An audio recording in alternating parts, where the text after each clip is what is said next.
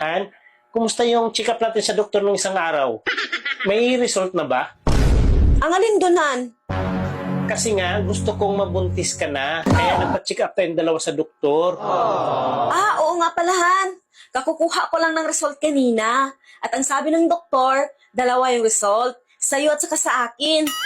Hindi ko pa nabasahan eh. Sigurado ka, Han? Buksan mo na. Excited na akong makita, Han, kung ano yung result. Sandali lang, Han, nandito eh.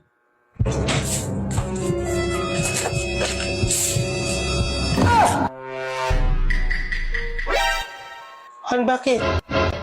Sabihin mo na kasi. Naku, Han! Kapag may gusto mo. Ha? Anong result? Sabihin mo na kasi. Buntis ako!